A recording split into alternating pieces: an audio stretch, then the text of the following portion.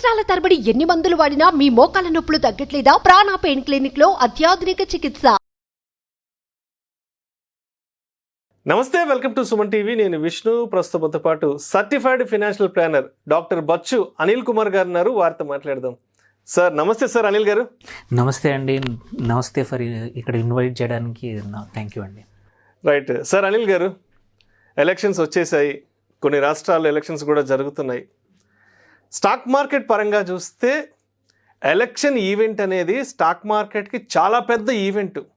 అంటే ఎలక్షన్స్ టైంలో market reaction ఎలా ఉంటుంది అనేది ఇన్వెస్టర్స్కి చాలా పెద్ద ఛాలెంజింగ్ టాస్క్. సో మార్కెట్ని ఎలా చూడాలి, ఎలా చూడబోతున్నాం అనే భయాలు చాలా ఎక్కువగా ఉంటాయి ఈ ఎలక్షన్ జరుగుతున్న ఈ సమయంలో. అయితే అండ్ మనకి కూడా మరి కొద్ది రోజుల్లో ఎలక్షన్స్ రాబోతున్నాయి కాబట్టి మరి ఇన్వెస్టర్స్ అనేవాళ్ళు ఈ ఎన్నికల సమయంలో మార్కెట్ని ఏ విధంగా అర్థం చేసుకోవాలి అంటారు? అదేవిధంగా గత 20 సంవత్సరాలలో జరిగిన ఎన్నికలప్పుడు, అంటే 2004 నుంచి 2019 వరకు ఈ 20 సంవత్సరాల్లో జరిగిన ఎన్నికలప్పుడు మార్కెట్ అసలు ఎలా రియాక్ట్ అయింది అంటారు? చాలా ఇంపార్టెంట్ అండి. ఇప్పుడు మనకి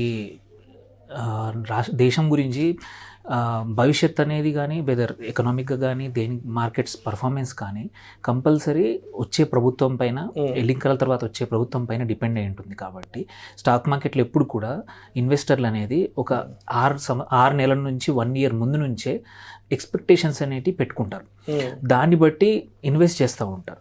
సో మీరు ఫస్ట్ థింగ్ ఏంటంటే, అయ్యాక చూసే కన్నా మీరు ఈ లాస్ట్ 20 సంవత్సరాల్లో ఎలక్షన్ బిల్డప్కి, అంటే ఎలక్షన్ అయ్యే ముందు ఒక 6 నెలలు 1 year చూసుకుంటే ఎక్కువ మటుకు పాజిటివ్గా ఉంటుంది.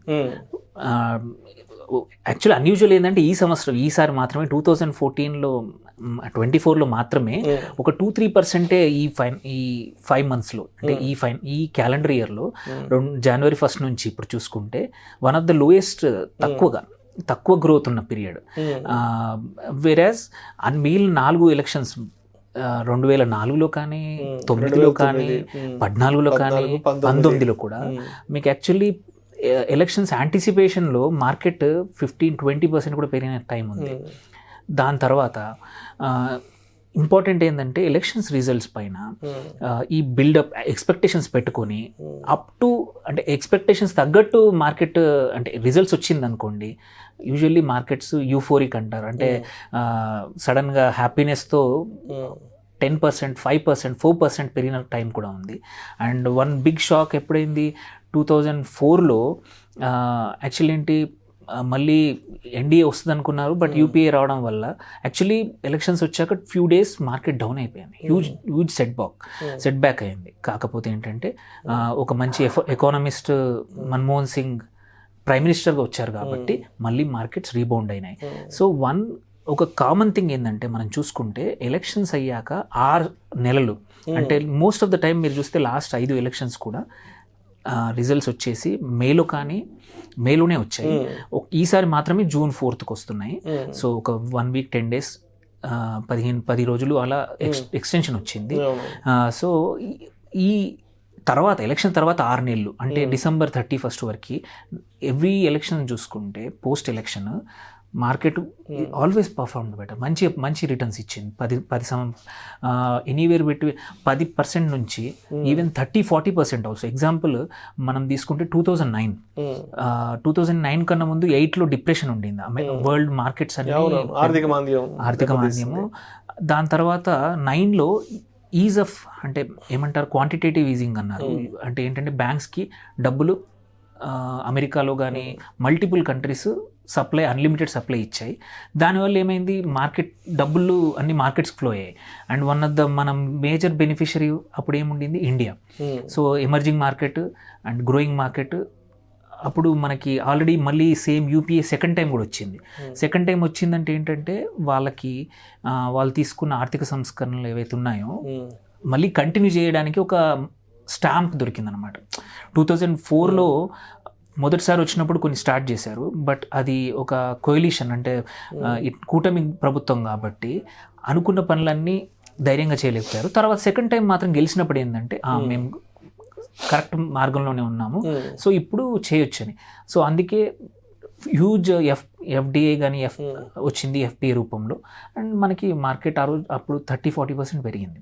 సో ఇప్పుడు ఈవెన్ 14లో అంతే. 14లో ఆల్రెడీ ఎక్స్పెక్టేషన్ ఏముండిందంటే నరేంద్ర మోడీ బిల్డప్ ఉండింది, సో అది అనుకున్నట్టే జరిగింది, సో రిటర్న్స్. సేమ్ 19లో కూడా అంతే, మళ్ళీ వస్తుంది అనుకున్నారు, వచ్చారు, కొంచెం ఇంకా బెటర్ పర్ఫార్మెన్స్తో వచ్చారు. కాబట్టి ఇట్ గివ్స్ ఏమంటే వచ్చే ప్రభుత్వానికి ఏంటంటే ధైర్యంగా డిసిషన్ తీసుకోవచ్చు. చాలా ఆర్థిక సంస్కరణలు ఏంటంటే నువ్వు ఒకటే పార్టీ ఫుల్ మెజారిటీ ఉంటే ఇంకా ఎవరితో అవసరం లేకుండా చాలా గట్టి డిసిషన్స్ తీసుకోవడానికి అవకాశం ఉంది. ఇప్పుడు కరెంట్లీ 24కి వస్తే ఇప్పుడు కూడా మోరార్లెస్ అందరూ అనుకుంటున్నారు మళ్ళీ వస్తుంది సేమ్ ప్రభుత్వం కాబట్టి, వస్తుంది అంటే మాత్రం. సో అందుకే మీరు చూస్తే లాస్ట్ 1 yearలో హ్యూజ్ బిల్డప్ అయింది. బట్ లాస్ట్ 6 monthsలో మల్టిపుల్ రీజన్స్, అక్కడ వారే అనుకోండి, ఇప్పుడు కరెంట్లీ మళ్ళీ ఇరాన్ ఇజ్రాయెల్ది కానీ కాన్ఫ్లిక్ట్స్ అనుకోండి, వీటి వల్ల కొంచెం మార్కెట్స్ అంటే యూజువల్లీ ఎలక్షన్స్కి వెళ్ళే ముందు ఈ బిల్డప్ ఎక్స్పెక్టేషన్స్ ఎక్కువ ఉండి మనకి రిటర్న్స్ బెటర్గా ఉంటాయి. బట్ ఈసారి మాత్రం కొంచెం మ్యూటెడ్ అంటే కొంచెం తక్కువ ఉన్నాయి. బట్ పోస్ట్ ఎలక్షన్స్ మాత్రం ఇప్పుడు అంటే అనుకున్నట్టు రిజల్ట్స్ వస్తే మాత్రం వీ విల్ సీ 30-40% గ్రోత్ అండి అట్లీస్ట్. రీజన్ ఏంటంటే ఈసారి క్వైట్ అ ఫ్యూ పాజిటివ్స్ ఉన్నాయి మార్కెట్కి. మల్టిపుల్ ఏజెన్సీస్, రేటింగ్ ఏజెన్సీస్ కూడా మన జీడిపి విల్ గ్రో ఎట్ 6.6, 6.7కి పెరుగుతుంది అని ఇండికేషన్స్ ఇచ్చారు. సో అదేంటంటే మిగిలిన అన్ని ఎకానమీస్ ఏమో రిసెషన్లో ఉన్నాయి ఆర్ నియర్ జీరో దగ్గర గ్రో అవుతున్నాయి. అండ్ మన పెద్ద ఎకానమీ లాంటిది అంత పెద్ద పర్సంటేజ్తో 6.7% పెరిగిందంటే కంపల్సరీ మార్కెట్స్ ఆల్సో, ఎందుకంటే కంపెనీస్ పర్ఫార్మెన్స్ కూడా పెరుగుతుంది, రిజల్ట్స్ పెరుగుతాయి, results will be good. Already బాగున్నాయి. మీరు చూస్తే మల్టిపుల్ సెక్టర్స్, ఆటో అనుకోండి, కన్జంప్షన్, ట్రావెల్, యూనో ఎఫ్ఎంసీజీ కానీ అన్నీ బాగున్నాయి. అండ్ ఇలాగే పెరిగితే మాత్రం మోస్ట్ ఆఫ్ ది స్టాక్స్ ఏం చేస్తాయి, మంచి రిటర్న్స్ ఇస్తాయి. సో న్యాచురల్ గ్రోత్ ఉంది అండ్ ఎకానమిక్ గ్రోత్ ఉంది. అండ్ ఇంపార్టెంట్ ఏంటంటే మన ఎమర్జింగ్ మార్కెట్స్లో ఈక్వల్గా పర్ఫామ్ చేసే మార్కెట్స్ లేవు ఇప్పుడు. వెదర్ ఇట్స్ రష్యా తీసుకోండి, సౌత్ ఆఫ్రికా తీసుకోండి, యూనో సౌదీ అరేబియా తీసుకోండి, బ్రెజిల్ తీసుకోండి, ఎమర్జింగ్ మార్కెట్స్ ఏవైతే ఉన్నాయో వెస్టర్న్ మార్కెట్స్ నుంచి పోర్ట్ఫోలియో మనీ ఏదైతే ఈజీ మనీ వస్తుందో India is a natural destination అనమాట. సో మన ఓన్ డొమెస్టికే కాకుండా ఎఫ్డిఐ వచ్చే అవకాశాలు చాలా ఎక్కువ ఉన్నాయి నెక్స్ట్ 1 to 2 yearsలో. That's what even day before yesterday తీసుకున్న జేపీ మోర్గన్ CEO కూడా హీ హిమ్సెల్ఫ్ అంటే ఇండిపెండెంట్గా కూడా హౌ ఇండియా ఇస్ పాయిజ్డ్ అంటే మన next few years is India's time అన్నట్టు. ఎట్లా చైనాకి ఇలా వచ్చిందో 90sలో వీ హ్యావ్ దట్ టైం అనేది ఒకవైపు నుంచి నేరేటివ్ నడుస్తూ ఉంది కాబట్టి. So it's a good time ఇది ఇన్వెస్ట్ చేయడానికి.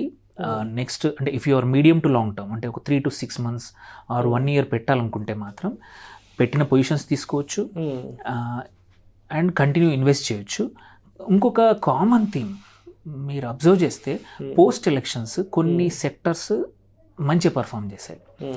One of them banking sector ఒకటి, ఐటీ ఒకటి, ఈవెన్ ఏమంటారు కన్జంప్షన్, ఎఫ్ఎంసీజీ సెక్టర్స్ కూడా. ఈ 3 సెక్టర్స్ యూజువల్లీ ఏమైందంటే అండ్ ఇంకొకటి ఇన్ఫ్రాస్ట్రక్చర్. యూజువల్లీ ఎలక్షన్స్ వచ్చే ముందు ఒక 6 నెలల ముందు గవర్నమెంట్స్ ఏమంటారు తక్కువ ఖర్చు పెడతాయి అండ్ 3-4 months ముందు బిల్స్ ఆపేస్తారు, పే కూడా చేయరు ఎక్కువ మటుకి. లాట్ ఆఫ్ ప్రాజెక్ట్స్ హోల్డ్ ఉంటాయి. ప్రభుత్వం వచ్చి ఎవరిదైనా సరే రాగానే అన్నీ క్లియర్ అవుతాయి, ప్రాజెక్ట్స్ అన్నీ యాక్టివ్గా అవుతాయి. సో ఇన్ఫ్రా కంపెనీస్కి హ్యూజ్ ఆపర్చునిటీ ఉంటుంది. సో ఈ టైం ఇన్ఫ్రాలో కానీ ట్రావెల్లో కానీ బ్యాంకింగ్ పక్కా ఏంటంటే నౌ నెక్స్ట్ లెవెల్ పెరిగే అవకాశాలు ఉన్నాయి. So most of the consolidation అయిపోయింది. 16-15 పబ్లిక్ సెక్టర్ బ్యాంక్స్ నుంచి 5 తీసుకొచ్చారు. సో ఇప్పుడు ఏంటంటే నెక్స్ట్ ఏ గవర్నమెంట్ వచ్చినా ఎవరు వచ్చినా ఫస్ట్ ప్రయారిటీ ఏంటంటే లైక్ చైనా కానీ అమెరికా కానీ ఆర్ అదర్ డెవలప్డ్ ఎకానమీస్లో strong banks are very important, like skeleton అనమాట ఫైనాన్షియల్ సిస్టమ్కి. మనకి అవి ఇప్పుడు ఓన్లీ ఒక 2 or 3 ఉన్నాయి, ఎస్బీఐ ఒకటి, హెచ్డిఎఫ్సి ఒకటి, ICICI, but we need more. అట్లాంటి ఏ ప్రభుత్వం వచ్చినా అది జరిగేది మాత్రం బ్యాంకింగ్ సెక్టర్ చాలా స్ట్రాంగ్ అవ్వబోతుంది. సో బ్యాంకింగ్లో షుడ్ బి ఇన్వెస్టెడ్. సో ఎవరికైనా లాంగ్ టర్మ్ వెల్త్ క్రియేట్ చేయాలి వితౌట్ మచ్ రిస్క్, అంటే కొన్ని అంటే స్మాల్ క్యాప్ కంపెనీస్లో అయితే రిస్క్ ఉంటుందని భయపడే వాళ్ళకి ధైర్యంగా బ్యాంకింగ్ సెక్టర్లో పెడితే మాత్రం నెక్స్ట్ ఫ్యూ ఇయర్స్లో వెల్త్ చాలా గ్రో అవుతుంది. దేర్ ఆర్ హై ఆపర్చునిటీ, అంటే చాలా ఆపర్చునిటీస్.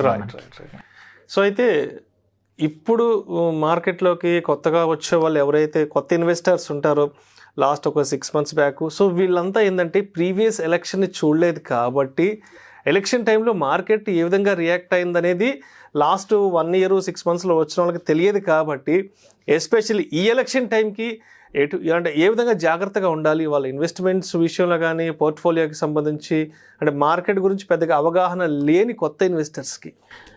ఫస్ట్ థింగ్, నార్మల్గా కొత్త ఇన్వెస్టర్స్ మామూలుగా తెలుసుకోవాల్సింది ఏంటంటే కాన్సన్ట్రేట్ చేయొద్దు. వాళ్ళ ఇన్వెస్ట్మెంట్స్ అన్నీ ఒక కంపెనీలోనే లేకపోతే 2 stocksలోనే పెట్టకూడదు. అయినంత వరకు డైవర్సిఫై చేయండి. 3 to 4 స్టాక్స్ పిక్ చేసుకోండి. అండ్ ఆల్సో అన్నీ ఒక సెక్టర్లో పెట్టకండి. లైక్ ఇంతకుముందు చెప్పినట్టు ఇప్పుడు IT is not that much, because ఏంటంటే ఐటీ సెక్టర్ వచ్చేసి మన it's an export driven, services export driven. వేరే కంట్రీస్లో రిసెషన్ నడుస్తూ ఉంది కాబట్టి దేర్ ఈజ్ నాట్ అంటే దే ఆర్ మ్యూటెడ్. మీరు పర్ఫార్మెన్స్ చూసుకున్నా, లాస్ట్ క్వార్టర్ రిజల్ట్స్ చూసుకున్నా, ఇన్ఫోసిస్ కానీ టీసీఎస్ కానీ అనుకున్నంత హ్యూజ్గా లేవన్నమాట. సో అందుకోసం కొన్ని సెక్టర్స్ చూసుకోండి, అంతే తప్ప కాన్సన్ట్రేట్ చేయకండి. ఫస్ట్ థింగ్ డైవర్సిఫై చేయండి. లాట్ ఆఫ్ నేను చెప్పినట్టు బ్యాంకింగ్ ఒకటి, ఇంకొకటి హాలిడే డ్రివెన్. ఏంటంటే ఇప్పుడు సమ్మర్ ఉంది, సో కొత్త వాళ్ళకి అంటే ఫెయిల్ అవ్వకుండా సక్సెస్ అయ్యేది. బికాజ్ హోటల్స్, లెమన్ ట్రీ కానీ, ఐటీసీ హోటల్స్ కానీ, వెల్కమ్ గ్రూప్ కానీ, దే ప్లెంటీ హోటల్స్ గ్రూప్స్ ఉన్నాయి. ఎయిర్లైన్స్, బికాజ్ మీరు చూస్తే airlines actually running full capacity.